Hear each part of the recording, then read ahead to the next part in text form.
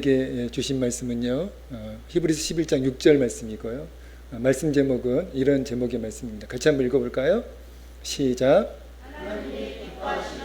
하나님이 기뻐하시는 믿음. 여러분은 뭘 가장 기뻐하세요? 여러분에게 가장 큰 기쁨의 대상은 뭔가요? 각자 대답해 보세요. 나는 가장 무엇을 기뻐하는가? 나에게 가장 큰 기쁨의 대상은 무엇인가? 요즘 여성분들에게 가장 큰 기쁨은 백인 것 같아요. 가방.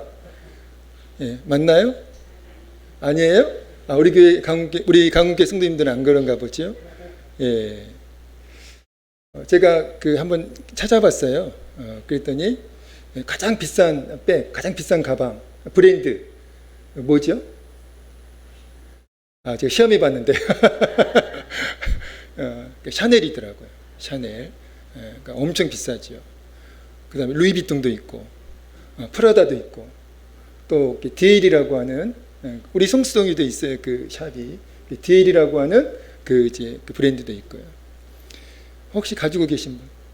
제가 지금 말씀드린 그 브랜드 가방 가지고 계신 분 빨리 신고하세요. 예, 아무튼 가장 비싼 가방은요 샤넬인데요. 엄청나게 가격이 비싸더라고요. 그러나 여러분 샤넬과 비교할 수 없는 루이비통과 비교할 수 없는 엄청난 백이 저에게 있어요. 구경 오시겠어요? 이따 예배 끝나고? 여러분 샤넬과 비교할 수 없는 엄청난 고가의 백이 저한테 있다니까요. 가방이 저에게 있습니다. 예. 저에게만 있는 것이 아니라 여러분 모두에게 있어요. 그 백이 어떤 백이죠? 하나님의 백이죠.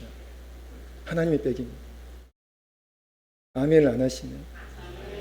예, 하나님의 백이 여러분 샤넬 그거 아무것도 쓰레기. 하나님과 비교하면 하나님의 백이라고 하는 그 백과 비교하면 샤넬 쓰레기입니다. 루이비통 쓰레기예요. 죄송해요. 혹시 가지고 계신 분한테는 시험 들어가지고 다음 주 교회 안 나오면 틀림없습니다. 오늘 저와 여러분에게 그 엄청난 백, 정말 엄청난 그 고가의 백, 그 하나님의 백이라고, 그 백그라운드, 그 백이 저와 여러분에게 있음을 믿고 정말 자신감을 가지고 용기를 가지고 자부심을 가지고 살아가시기를 우리 주의 이름으로 축복합니다. 오늘 말씀 제목이 하나님이 기뻐하시는 믿음인데요. 하나님이 가장 기뻐하시는 것이 무엇입니까? 믿음입니다. 우리 하나님은 우리의 돈을 기뻐하지 않아요? 우리의 어떤 실력이나 우리의 어떤 능력을 기뻐하지 않으세요. 하나님이 기뻐하시는 것.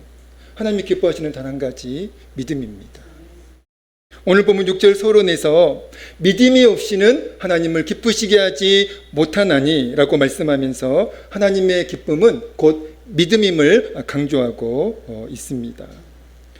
우리가 잘 알고 있는 말씀 가운데 사무엘상 16장 7절 말씀이 있는데요. 이 말씀입니다. 같이 한번 읽어볼까요? 사무엘상 16장 7절 말씀입니다. 같이 읽겠습니다. 시작. 여호와께서 사무엘에게 이르시되 그의 용모와 키를 보지 말라. 내가 이미 그를 버렸노라. 내가 보는 것은 사람과 같지 아니하니 사람은 외모를 보거니와 나 여호와는 중심을 보느니라 하시더라. 아멘. 사람들은 용모와 키, 다시 말하면 외모를 굉장히 소중히 여기고요. 중요하게 생각을 합니다. 그러나 하나님이 중요하게 생각하시는 것은 그런 것들이 아니에요. 외모가 아닙니다. 우리 하나님이 기뻐하시는 것은 중심, 즉 믿음이라고 그렇게 말씀하고 있습니다.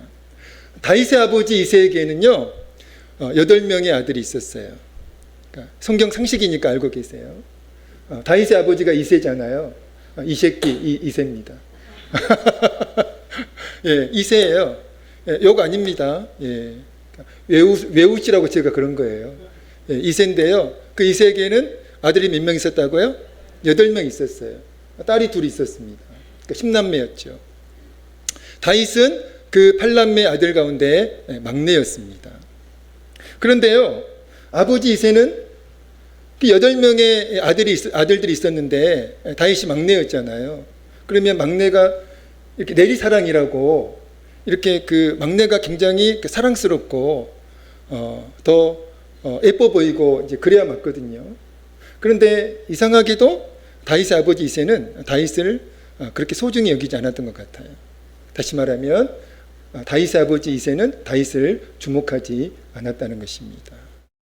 그러나 우리 하나님은 정반대였어요.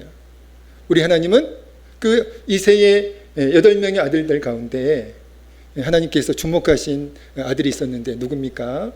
막내 다윗을 하나님께서 주목하셨다는 것이죠. 왜 그랬을까요? 왜 다윗의 아버지 이새는 다윗을 주목하지 않았고 왜 하나님은 다윗을 주목하셨을까? 그 까닭이 무엇일까요? 다윗의 아버지 이새는요, 외모를 중요하게 생각했고요. 그러나 우리 하나님은 반대로 믿음을 중요하게 생각하셨기 때문입니다. 그래서 저는 교회 임직의 가장 중요한 기준, 다시 말하면 교회 일꾼들을 세울 때 가장 중요한 기준이 무엇일까?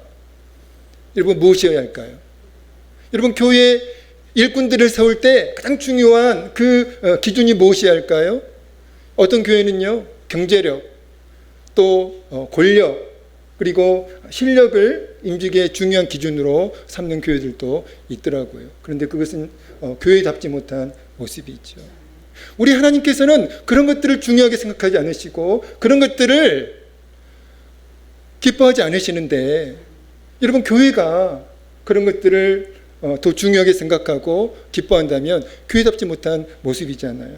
그래서 교회는 교회답게 교회 일꾼들을 세울 때 교회를 얼마나 오래 다녔느냐, 그것이 아니라 얼마나 교회에 경제적으로 도움이 될 수 있느냐, 그것이 임직의 기준이 되면 안 되고, 그 사람에게 실력이 있고 그 사람에게 능력이 있는 것이 임직의 중요한 기준으로 작용을 하면 안 되고, 그 사람에게 믿음이 있는가, 그 사람에게 어떤 믿음이 있는가를 보고 그 믿음이 임직의 중요한 기준이 되어야 할 줄로 믿습니다. 히브리서 11장 4절 말씀은요, 아담과 하와의 두 아들이 있잖아요. 누굽니까? 히브리서 11장 4절 말씀에 아담과 하와의 두 아들이 나옵니다. 누굽니까? 읽어보겠습니다. 시작. 더 나은 제사를 하나님께 드림으로 의로운 자라 하시는 증거를 얻었으니 하나님이 그 예물에 대하여 증언하심이라. 그가 죽었으나 그 믿음으로써 지금도 말하느니라. 아멘. 아담과 하와의 두 아들, 가인이 형이었고요, 아벨이 동생이었습니다. 여러분, 아담과 하와의 두 아들인 가인과 아벨에 관한 말씀이 히브리서 11장 4절 말씀인데요, 하나님께서 누구를 더 기뻐하셨어요? 누구를 더 기뻐하셨습니까? 형 가인입니까? 동생 아벨입니까? 형 가인이 아니라 동생 아벨을 하나님께서 기뻐하셨습니다. 믿음으로 아벨은 가인보다 더 나은 제사를 하나님께 드림으로 의로운 자라 하시는 증거를 얻었으니 하나님이 그 예물에 대하여 증언하심이라. 아벨은 믿음으로 하나님을 예배하면서 믿음으로 하나님을 예배했고, 그리고 믿음으로 예물을 드렸는데요, 형 가인은 믿음 없이 예배를 드렸고요, 믿음 없는 예물을 드렸다는 것이죠. 그래서 하나님은 그 형 가인보다, 믿음 없는 형 가인보다 믿음 있는 동생 아벨을 하나님께서 더 기뻐하셨다는 말씀입니다. 또 히브리서 11장 5절 말씀은요, 누구에 관한 말씀입니까? 에녹에 관한 말씀이에요. 에녹은 어떤 사람이에요?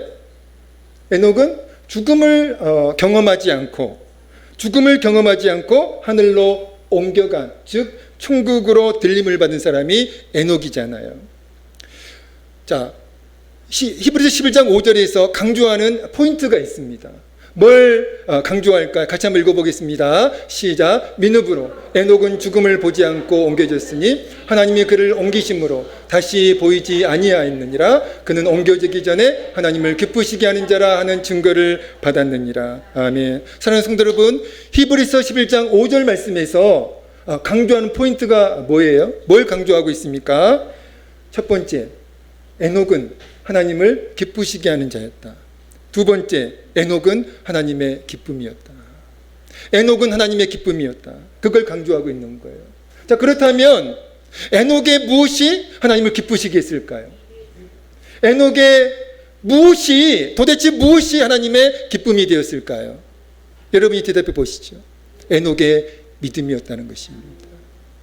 하나님이 에녹의 외모를 기뻐하신 것이 아니라 에녹의 어떤 경제력, 에녹의 어떤 실력을 하나님께서 기뻐하신 것이 아니라 그러한 것들이 하나님의 기쁨이 아니라 에녹의 믿음이 하나님을 사랑했던, 그리고 하나님과 동행했던, 하나님을 의지했던 그 에녹의 믿음을 하나님께서 기뻐하셨다는 것입니다. 히브리서 11장 6절 말씀은요, 하나님이 기뻐하시는 것과 하나님이 원하시는 것은 믿음이라고 말씀을 하면서요, 구체적으로 하나님이 기뻐하시고 하나님이 원하시는 그 믿음의 요소에 대하여 말씀을 하고 있는 말씀이 히브리서 11장 6절 말씀입니다. 다행히도 그 하나님이 기뻐하시고 원하시는 그 믿음의 요소를 히브리서 11장 6절에서 말씀하고 있는데 세 가지가 아니라 두 가지만 말씀하시더라고요. 그러니까 얼마나 예배가 단축되겠어요. 만약 세 가지였다면 예배가 12시 반쯤 끝났을 것 같은데요. 그렇지 않고 두 가지만 하나님이 말씀해 주셨더라고요. 하나님이 기뻐하시고, 우리 하나님이 기뻐하시고 원하시는 믿음의 첫 번째 요소가 뭘까요? 같이 한번 읽어보겠습니다. 시작. 처음부터 끝까지 시작. 믿음의 첫 번째 요소, 하나님이 살아계심을 믿는 것. 아멘. 그렇습니다.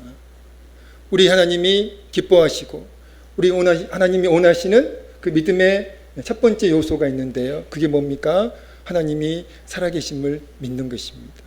하나님의 실존을 믿는 거예요. 세상 사람들이 하나님을 믿지 않는 까닭이 있죠.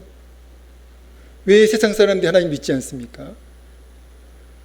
우리는 그 하나님을 믿지 않는 세상 사람들을 바라보면서 속이 터져 죽을 것 같아요. 저도 속이 터져 죽을 것 같아요. 왜 하나님을 안 믿을까? 하나님은 살아계시는데 왜 안 믿을까? 여러분, 왜 세상 사람들이 하나님을 믿지 않을까요? 그 까닭이 무엇이죠? 안 보이니까요. 눈에 안 보이니까. 눈에 안 보이니까 하나님은 살아계시지만 하나님을 믿지 않는 것입니다. 만약에 눈으로 볼 수 있다면, 하나님을 눈으로 확인할 수 있다면 하나님 믿지 않을 사람은 단 한 사람도 없겠죠. 그런데 눈에 보이지 않는다고 하나님을 믿지 않는 사람들을 향해서 성경은 어떻게 말씀을 할까요? 어떻게 말씀합니까? 시편 14편 1절에 이렇게 말씀합니다. 같이 한번 읽어보겠습니다. 시작. 어리석은 자는 그의 마음에 이르기를 하나님이 없다 하는도다. 그들은 부패하고 그 행실이 가증하니 선을 행하는 자가 없도다. 눈에 보이지 않는다고 하나님을 믿지 않는, 하나님은 살아계시는데 눈에 보이지 않는다고 하나님 믿지 않는 그 사람들을 향해서 성경 이렇게 말씀하세요. 어리석은 자는 그의 마음에 이르기를 하나님이 없다 하는도다. 정말 어리석다. 성경은 살아계신 하나님을 믿지 않는 그 불신앙을 어리석음의 극치라고 말씀하세요. 극치가 뭡니까? 최고점이에요. 절정입니다. 여러분, 어리석음의 절정이 뭐예요?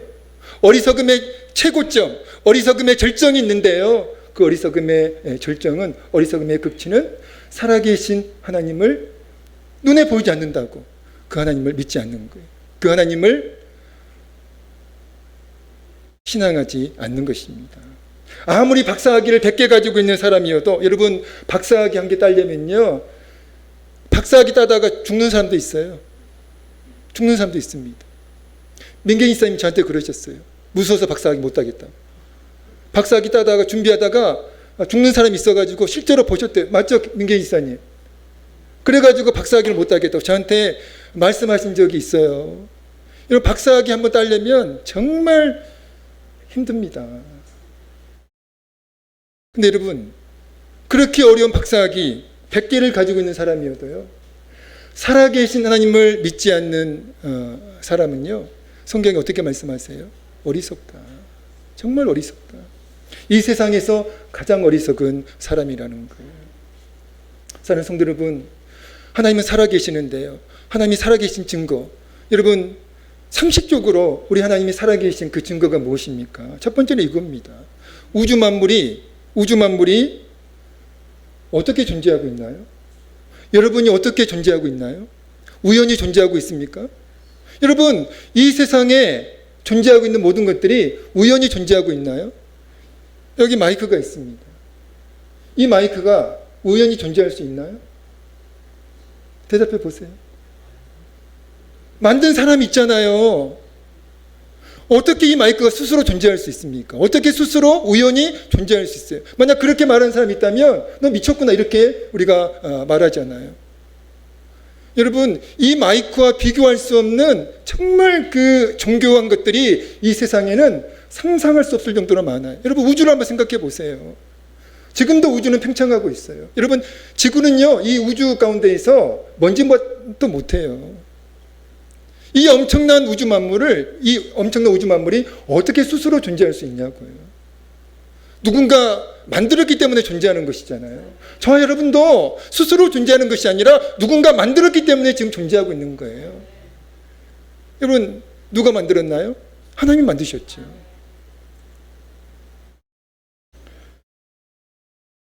두 번째, 하나님이 살아계신 상식적인 증거. 두 번째, 오늘 우리가 살고 있는 이 세상은요, 눈에 보이지 않는 어떤 힘에 의해서 움직이고 있다는 사실을 그 누구도 부정할 수 없어요. 눈에 보이지 않는 어떤 힘이 우리가 살고 있는 이 세상을 움직이고 있습니다. 여러분, 계절의 순환을 보세요. 이게 어떻게 우연히 이루어질 수 있어요? 누군가가 이 계절의 순환을 움직이고 있다는 것이죠. 여러분이 음식을 잘 먹어서 지금 살아있나요? 아니에요. 누군가 여러분의 생명을 움직이고 있다는 것이죠. 그래서 사도 바울이요, 로마서 1장 19절 20절에서 이렇게 말씀했어요. 같이 한번 읽어보겠습니다. 로마서 1장 19절 20절입니다. 같이 읽겠습니다. 시작. 이는 하나님을 알만한 것이 그들 속에 보임이라. 하나님께서 이를 그들에게 보이셨느니라. 창세로부터 그의 보이지 아니하는 것들 곧 그의 영원하신 능력과 신성이 그가 만드신 만물에 분명히 보여 알려졌나니 그러므로 그들이 핑계하지 못할지니라. 아멘. 아멘. 여러분, 이 세상에 존재하고 있는 것들을 보면서 창조주 하나님을 인식하라는 거예요. 여러분, 자연을 바라보면서 하나님이 살아계시는구나, 그 사실을 인정하라는 거예요. 여러분 자신을 보면서 하나님이 살아계시는구나, 그 사실을 인정하라는 거예요. 여러분, 이 로마서 1장 19절 20절 말씀을 메시 성경 이렇게 해석하고 있습니다. 자, 그대로 읽어드리겠습니다. 그러나 하나님이 실제하신다는 것은 너무도 분명한 근본 사실입니다. 그저 눈을 떠 보기만 해도 보이지 않습니까? 하나님이 창조하신 것을 찬찬히 그리고 유심히 바라보았던 사람들은 언제나 그 눈으로는 볼 수 없는 것, 이를테면 그분의 영원한 능력이나 신성의 신비, 이러한 것들을 볼 수 있었습니다. 따라서 그 누구도 변명할 수 없습니다. 여러분, 나중에 하나님의 심판대 앞에 서가지고요, 사람들이 하나님의 심판대 앞에 서가지고 너 왜 하나님 안 믿었냐? 하나님이 안 보여서 안 믿었냐? 그 변명이 통하지 않는다는 거예요. 하나님은 모든 사람들에게 하나님을 믿을 수 있는, 하나님을 인식할 수 있는 기회를, 동기를 주셨다는 거예요. 문제는 하나님을 믿지 않았다는 것이죠. 사랑하는 성도 여러분, 하나님이 기뻐하시고 하나님이 원하시는 믿음의 첫 번째 요소는요, 하나님이 살아계심을 믿는 것인데요, 하나님이 살아계심을 믿는 사람에게는 동시에 이것이 함께 있습니다. 이게 뭘까요? 정말 하나님이 살아계심을 믿는 사람에게는 이게 동시에 있어요. 이게 뭘까요? 경외심입니다. 경외심이 뭐죠?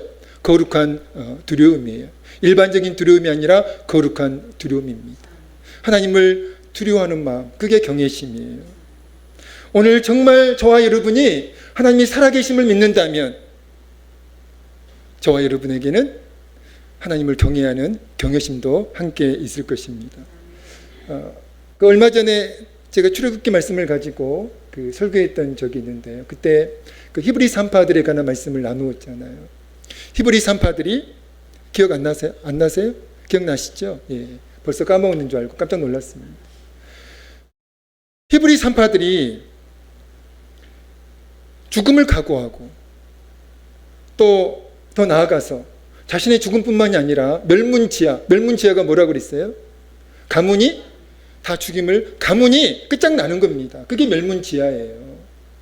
여러분, 임금 왕의 명령을 따르지 않으면 본인만 죽는 것이 아니라 가문이 멸족이 되는 겁니다. 그게 멸문지하입니다. 근데 여러분, 이 히브리 산파들이 그 애굽 왕의 명령, 히브리 사내 아이들이 태어나면 다 죽이라고 하는 그 엄청난 애굽 왕의 명령을 히브리 산파들이 따르지 않죠. 왜 따르지 않았습니까? 그들에게는 하나님을 경외하는 경외심이 있었기 때문입니다.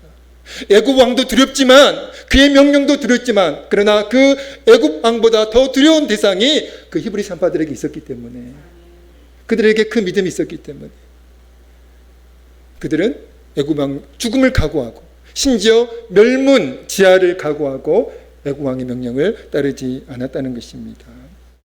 오늘 저와 여러분도 정말 살아계신 하나님을 믿는 믿음과 경외심으로 어떤 상황에서도 하나님의 뜻을 따르는, 하나님이 기뻐하시는 삶을 선택하는 신실한 믿음의 사람들이 되어지기를 우리 주의 이름으로 간절히 축원드립니다. 두 번째입니다. 하나님이 기뻐하시고 원하시는 믿음의 두 번째 요소는 이건데요. 같이 한번 읽어보겠습니다. 시작. 하나님이 기뻐하시고 원하시는 믿음의 두 번째 요소, 하나님이 하나님을 찾는 자들에게 상 주심을 믿는 것. 아멘. 하나님이 기뻐하시고 하나님이 원하시는 믿음의 두 번째 요소입니다. 첫 번째 요소는 뭐였죠? 하나님이 살아계심을 믿는 것. 두 번째 요소는 하나님이 하나님을 찾는 자들에게 상 주심을 믿는 것. 우리 오늘 말씀을 다시 한번 읽어보겠습니다. 시작. 믿음이 없이는 하나님을 기쁘시게 하지 못하나니 하나님께 나아가는 자는 반드시 그가 계신 것과 또한 그가 자기를 찾는 자들에게 상 주시는 이심을 믿어야 할지니라. 아멘. 첫 번째 믿음의 요소는 하나님이 살아계심을 믿는 겁니다. 두 번째 믿음의 요소는 하나님이 하나님을 찾는 자들에게 상 주심을 믿는 거예요. 할렐루야. 살아계신 하나님은요, 반드시 하나님을 찾는 자들에게 응답해 주시고 은혜를 베풀어 주시는 하나님이심을 믿습니다. 신약성경 사복음서를 자세히 읽어보면, 자세히 안 읽어봐서 모르겠다고요? 자세히 읽어보시기 바랍니다. 사복음서를 자세히 읽어보면 우리 주님이 은혜를 베풀어 주신 것과 관련해 가지고 한 가지 특징을 발견할 수 있는데요. 그 특징이 무엇일까요? 우리 주님은 주님을 찾는 자들을 단 한 번도 외면하신 적이 없다는 거예요.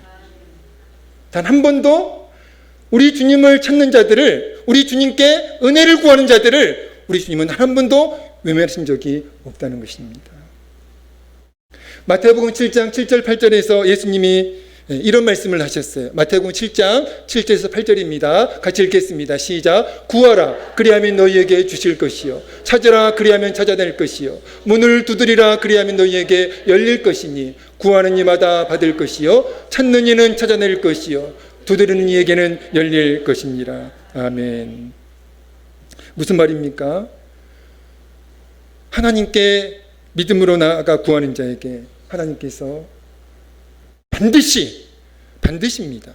반드시 응답해 주시고 은혜를 베풀어 주신다는 말씀이에요.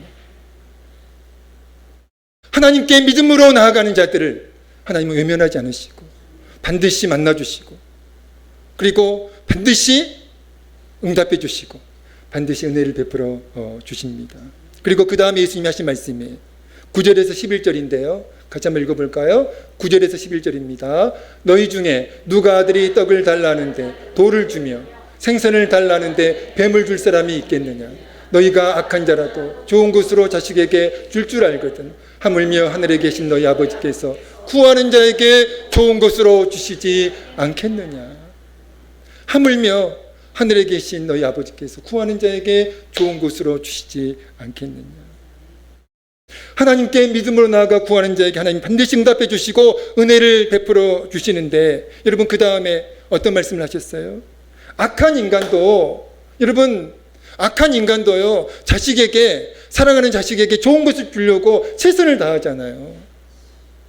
다른 사람들에게는 악인이라는 그런 평가를 받아도요, 여러분 사랑하는 자기 자식에게는 정말 좋은 것을 주려고 최선을 다하는 것이 여러분 인간의 모습입니다. 하물며 선하신 하나님께서 하나님을 믿고 구하는 자에게, 여러분 정말 우리를 사랑하시는 그 하나님께서, 신실하신 하나님께서 하나님을 믿고 구하는 자에게 최선을 다해서 응답해 주시고 최선을 다해서 은혜를 베풀어 주시는 것이 지극히 당연한 결과가 아니겠느냐, 이렇게 주님이 말씀하고 계시다는 거예요. 오늘 저와 여러분이 여러분 한번 잘 생각해 보세요. 오늘 저와 여러분이 하나님을 찾지 않고 하나님께 구하지 않고 하나님께 나아가지 않는 여러분 그 원인이 무엇일까요? 바빠서가 아니에요. 삶이 힘들어서가 아닙니다. 하나님을 믿지 않았어요. 분명히 하나님이 이렇게 약속하고 계시잖아요. 하나님을 찾는 자에게 상 주시는 이심을 믿어야 한다. 하나님께 나아가기만 하면 하나님이 만나주시고 응답해 주시고 은혜를 베풀어 주신다고 그렇게 약속하고 계시는데 우리는 그 사실을, 그 약속을 믿지 않고 하나님께 나아가지 않는 거예요. 하나님께 구하지 않는 거예요.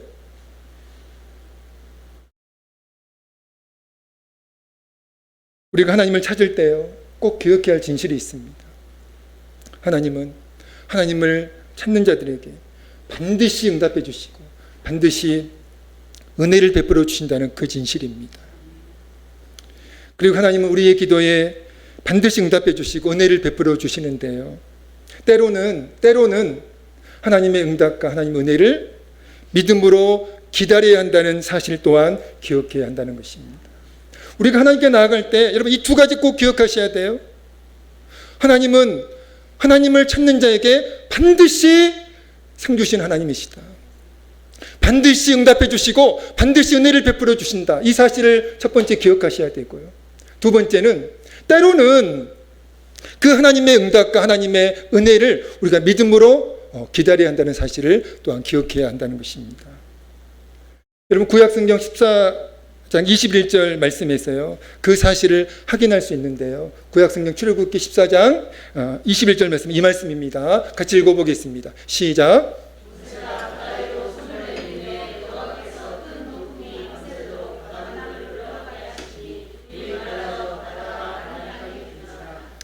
아멘, 아멘. 여러분 출애굽기 14장 21절 말씀, 하나님이 홍해 바다를 갈라지게 하시는 장면이에요. 그런데 여러분 홍해 바다가 갑자기 갈라졌나, 한순간에 갈라졌나, 아니면 서서히 갈라졌나요? 어려운 질문이었나요? 여러분 그 영화나 이렇게 TV에서 보면 그 홍해 바다 갈라질 때 어떻게 갈라지던가요? 서서히 갈라져요? 아니면 한순간에 갈라지던가요?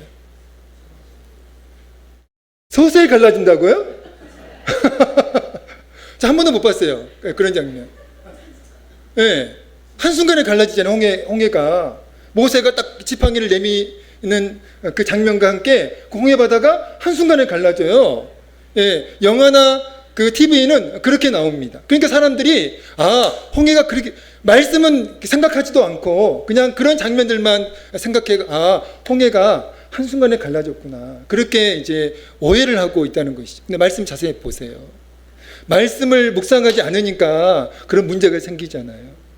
여러분 출애굽기 14장 21절 어떻게 말씀, 다시 한번 읽어볼까요? 시작. 내밀매 여호와께서 큰 동풍이 밤새도록 바닷물을 물러가게 하시니 물이 갈라져 바다가 마른 땅이 된지라. 아멘. 하나님이 모세의 기도에 그냥 갈라진 게 아니에요. 하나님이, 모세가 기도했죠. 하나님께서 모세의 기도에 응답하셔가지고, 모세야 홍해를 향해서 너희 지팡이를 내밀어라. 그러니까 모세가 지팡이를 홍해를 향해서 내밀었죠. 그런데 아무 일도 일어나지 않는 거예요. 이상하잖아요. 전능하신 하나님께서 마음만 먹으면 그냥 단순간에 갈라줄 수 있는데 안 갈라졌어요. 안 갈라졌습니다. 근데 말씀해 보니까요, 큰 동풍이 밤새도록 바닷물을 물러가게 하셨다, 이렇게 말씀하고 있습니다. 동풍은요 어디서 부는 바람이에요? 제가 너무 우리 손님 무시하나요? 동풍은 동쪽에서 부는 바람이죠. 서풍은 어디에서 불어요? 서쪽이죠. 북풍은요? 북쪽이죠. 남풍은요? 남쪽입니다. 할렐루야. 동풍은 동쪽에서 불어요. 근데 여러분, 왜 하나님은, 당시 이스라엘 백성은요 서쪽에 있었어요. 서쪽에 있었습니다. 그러면 상식적으로 서쪽에서부터 바람이 불게 하시면 되잖아요. 저 끝에, 홍해 끝에서부터 바람이 불게 하셔가지고 그쪽에서부터 바닷물이 갈라지게 하셨다는 것이죠. 그러니까 분명히 모세가 그 홍해 바다를 향해 지팡이를 내밀었는데 바다는 그대로 있는 거예요. 그러니까 이스라엘 백성들이 그랬겠죠. 기도 헛일이구나. 하나님은 안 계시구나. 그렇게 생각한 이스라엘 백성들이 있었다는 것이죠. 그런데 여러분, 모세가 기도했을 때 이미 하나님께서는 큰 동풍을 불게 하셔가지고 저 홍해 끝에, 그러니까 이스라엘 백성이 있는 그 반대쪽부터 동풍을 불게 하셔가지고 거기에서부터 여러분 바닷물이 갈라지게 하셨다는 거예요. 그러니까 바닷물은 갈라지고 있었어요. 그러나 서쪽에 있었던 이스라엘 백성은 보지 못했던 것이죠. 이게 하나님의 역사입니다. 하나님이 일하시는 방법이에요. 그래서 분명히 홍해는 동쪽에서부터 천천히 갈라지고 있었지만 서쪽에 있었던 이스라엘 백성은요, 그 사실을 전혀 알지 못했다는 것입니다. 그러나 결국 홍해는 갈라졌어요. 그리고 그 갈라진 홍해를 통해서 이스라엘 백성은 안전하게 홍해를 건너갈 수 있었다는 것입니다. 사랑하는 성도 여러분, 출애굽기 21절 말씀을 통해서 확인할 수 있는 진실이 있습니다. 어떤 진실이죠?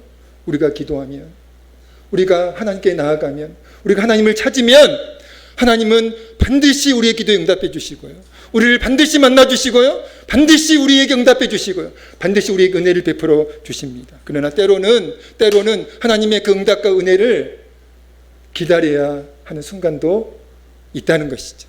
그때는 여러분 믿음으로 인내하셔야 됩니다. 지난주 우리 올로 목사님이 인내 강조하셨죠. 인내가 필요한 거예요. 기다림이 필요한 겁니다. 그러나 반드시 하나님은 하나님의 살아계심을, 우리가 끝까지 하나님의 응답을 기다리면, 믿음으로 기다리면 반드시 기도의 응답과 은혜를 체험하게 될 줄로 믿습니다. 말씀을 마치겠습니다. 우리 하나님께서 뭘 기뻐하신다고요? 뭘 기뻐하신다고요? 믿음을 기뻐하세요. 다른 거 기뻐하지 않습니다. 믿음을 기뻐하세요. 하나님이 기뻐하시고 원하시는 믿음의 두 가지 요소 말씀 나눴습니다. 첫 번째 요소는 뭐였죠? 하나님이 살아계심을 믿는 것. 여러분, 하나님 살아계세요. 하나님 살아계십니다. 하나님 살아계세요. 하나님이 안 살아계신 것처럼 여러분 우리가 살면 안 돼요. 지금 하나님이 살아계신 것처럼, 하나님 살아계셔, 그 믿음으로 여러분 살면 여러분 살아계신 하나님을 체험할 수 있습니다. 하나님을 살아계심을 믿고 경외하는 여러분 되시기를 우리 주의 이름으로 축복합니다. 하나님이 기뻐하시고 원하시는 믿음의 두 번째 요소가 뭐였죠? 하나님이 하나님을 찾는 자들에게 상주심을 믿는 거예요. 믿음으로 하나님께 나아가서 기도하면, 믿음으로 하나님께 나아가서 은혜를 구하면 반드시 하나님은 우리의 기도에 응답해 주시고, 그리고 우리에게 은혜를 베풀어 주십니다. 그 사실을 믿으시고요, 또 때로는 당장 기도 응답이 이루어지지 않는다고 낙심하지 말고 믿음으로 하나님 응답하실 때까지 기다리고 인내하시는 여러분 되시기를 우리 주의 이름으로 축복합니다. 기도하겠습니다. 하나님 아버지, 감사합니다. 저희를 하나님의 자녀 삼아 주시고, 또 하나님 아버지, 저희를 연약하지만 믿음의 사람으로 살게 해주셔서 감사합니다. 하나님 아버지, 하나님이 기뻐하시는 것은 믿음인 줄로 믿사오니 하나님 아버지, 우리가 믿음으로 살기를 원합니다. 하나님 아버지, 우리를 신실한 믿음의 사람들로 변화시켜 주시고 인도하여 주시옵소서. 하나님이 기뻐하시고 하나님이 원하시는 믿음의 요소는 하나님이 살아계심을 믿는 것과 하나님이 하나님을 찾는 자들에게 상주심을 믿는 것인 줄로 우리가 믿사오니 하나님 아버지, 정말 하나님이 살아계심을 믿고 하나님을 경외하며 살아갈 수 있도록 은혜를 베풀어 주시옵소서. 또 믿음으로 하나님께 나아가는 저희가 되어줄 수 있도록 하나님 은혜를 베풀어 주시옵소서. 예수님의 이름으로 간절히 기도하옵나이다. 아멘. 찬송가 597장 찬양 드리면서 하나님께 예물 드립니다.